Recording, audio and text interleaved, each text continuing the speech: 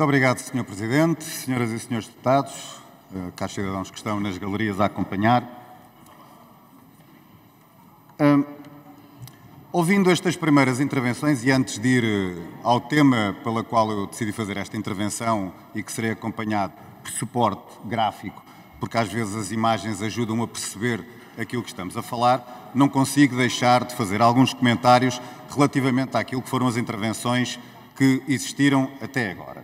E convém recordar, porque também alguns dos deputados se puseram a falar para as pessoas lá em casa para perceberem aquilo que está aqui a ser debatido, e eu também vou falar, também vou ser pedagógico, porque convém que saibamos todos o que é que aconteceu sobre este tema ao longo apenas desta legislatura. Porque também já vimos que há partidos que desde a década de 80, de 90 e passaram 30 ou 40 anos e o que é que fizeram até hoje? Nada. Mesmo alguns quando tiveram maiorias absolutas parlamentares. Portanto, a vontade de mudar era tanta que mesmo em maioria nada fizeram. E, portanto, o que é que aconteceu nesta legislatura? E lá em casa não estão a ouvir o burburinho que acontece neste momento na sala, que é um burburinho de incómodo quando são confrontados com a verdade. Mas voltemos ao tema. Esta legislatura começou e exatamente deste púlpito, no primeira sessão plenária de declarações políticas, que são quando os partidos escolhem aquilo que são as suas prioridades, qual foi a prioridade que a Iniciativa Liberal escolheu para trazer a este plenário para falar aos portugueses? Foi exatamente a nossa proposta de alteração do sistema eleitoral. E a nossa proposta de programa eleitoral, já em 2019 tinha sido, e também foi em 2022, era de, acreditamos que são círculos uninominais com o círculo de compensação. E o debate que existiu nesta Assembleia da República foi um debate profícuo. Deu para perceber qual era a opinião dos outros partidos, dos outros representantes dos portugueses, porque não somos só nós que representamos portugueses, todos os 230 que aqui estão representam portugueses. E o que é que resultou desse debate de forma resumida? Sobre os círculos uninominais não há um consenso e a maioria é contra, e o círculo de compensação ninguém falou contra. É consensual. Todos os partidos acham que o círculo de compensação tem benefícios, que é a melhor solução para melhorar o nosso sistema eleitoral, um sistema proporcional, um sistema bastante democrático. E nós ouvimos o que os outros partidos disseram. Por isso é que antes do verão, quando aconteceram as nossas jornadas parlamentares, já neste ano, anunciámos que iríamos apresentar uma proposta que não era a nossa proposta de programa eleitoral, mas era a proposta ouvidos os representantes dos portugueses, uma proposta consensual. Atual sistema eleitoral, acrescentarmos o círculo de compensação. E é isso que nós quisemos fazer aqui hoje, com foco. Por isso é que não aceitámos arrastamentos. Não vamos continuar a empurrar com a barriga e a arranjar desculpas de mau pagador. É só acrescentar o círculo de compensação ao atual sistema eleitoral. Nós propomos 40. Se alguém achar que deve ser 30 ou deve ser 20, existe o chamado processo de especialidade, que basta fazer depois uma reunião numa comissão parlamentar para debatermos isso. Eles apresentam as propostas em sede de especialidade e chega-se a um texto final. Isto é a verdade dos factos. Quem quiser melhorar o sistema eleitoral adicionando o círculo de compensação, hoje vota a favor da proposta da Iniciativa Liberal. E porquê é que nós também não aceitámos arrastamentos? É porque entre essa sessão de declarações políticas até o dia de hoje, no dia 3 de março de 2023, esta Assembleia da República debateu todos estes temas que já estão aqui a ver fugir a conversa.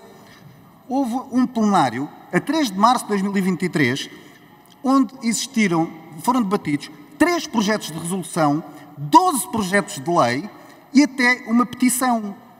E só para vocês perceberem todos bem o que é que esteve a ser debatido nesse plenário, desde direitos de antena, eleições autárquicas, e o agendamento era sobre as eleições para o Conselho das Comunidades Portuguesas, e mesmo assim estivemos a debater muitas outras coisas. Foram 12 projetos de lei. Portanto, o tema, só nesta legislatura, já foi amplamente debatido. Dizer que é um tema que precisa de debate é desculpa de mau pagador. Dizer que é preciso tempo é desculpa de mau pagador. Dizer que vem perto das eleições quando nós anunciámos antes sequer da crise, submetemos este projeto de lei ainda antes sequer da crise, é desculpa de mau pagador.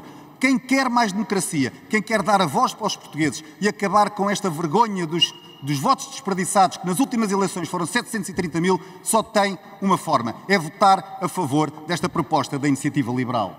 E vamos então às imagens que aqui trazemos. O que é que elas demonstram e quem quiser pode acompanhar.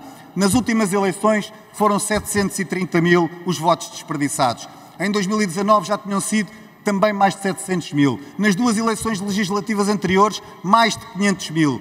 O que é preciso acontecer para se querer mudar? Que os votos desperdiçados sejam mais de 1 milhão de votos. E isto é aquilo que é quantificável. Porque, como o deputado, o Presidente da Iniciativa Liberal, Rui Rocha, disse bem há pouco deste púlpito, há muitos portugueses nesses círculos de pequena e de média dimensão que já votam na segunda ou na terceira escolha. Portanto, nas últimas eleições não foram mais de 700 mil desperdiçados. Há certamente mais de 1 milhão de portugueses que não estão representados nesta Assembleia da República naquilo que deveria ter sido a sua primeira escolha, porque fizeram o voto tático, porque no seu círculo sabem que a sua primeira escolha não iria eleger. E o que é que aconteceria nestas últimas 6 eleições legislativas se tivesse existido o círculo de compensação? Vejam os números daquilo que teriam sido apenas os votos desperdiçados, que não iriam eleger. Por exemplo, em 2022 houve 730.225 desperdiçados, com o círculo de compensação teriam sido 68.387. Isto é aquilo que é quantificável. E passando depois também mais à frente, aqui o que é que vemos? O que é que acontece com o atual sistema eleitoral? Há partidos que precisam de muito menos votos para eleger deputados. Nas últimas eleições, o PS precisou de apenas 19.182 votos, ao invés de o PAN, que precisou de 88.127. Portanto, veja-se esta diferença. Com o círculo de compensação, teríamos algo mais proporcional, que é aquilo que está previsto na Constituição. O PS precisaria de 22.791 e o PAN, por exemplo, de 29.376.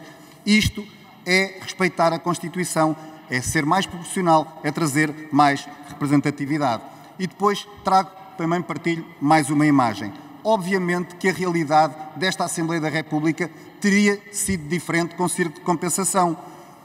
Teríamos, por exemplo, mais 2 partidos representados no Parlamento, que era o CDS e o RIR. Os atuais deputados únicos representantes de partidos do LIVRE e do PAN, em vez de um deputado apenas, teriam tido 3 deputados, em vez de DURP, seria um grupo parlamentar. O PS não teria tido maioria absoluta, teria tido a necessidade de negociar com outros partidos, possivelmente aquilo que se designa como uma nova geringonça.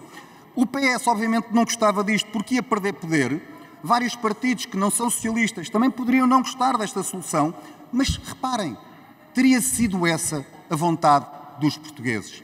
E há uma coisa que nós temos sempre que fazer nesta casa, é respeitar a vontade dos portugueses, mesmo que discordemos dela. Nós não temos medo da vontade dos portugueses e é por isso que defendemos o círculo de compensação, onde não somos os maiores beneficiários, como eu acabei de demonstrar. Seríamos os 5º ou 6º mais beneficiados com isso. Não somos o principal beneficiário. Quem é que seria o beneficiário? Todos os portugueses, para que todos os votos contem, para que a voz dos portugueses seja ouvida nesta casa, como deve ser, de forma proporcional, como defende a Constituição. Muito obrigado.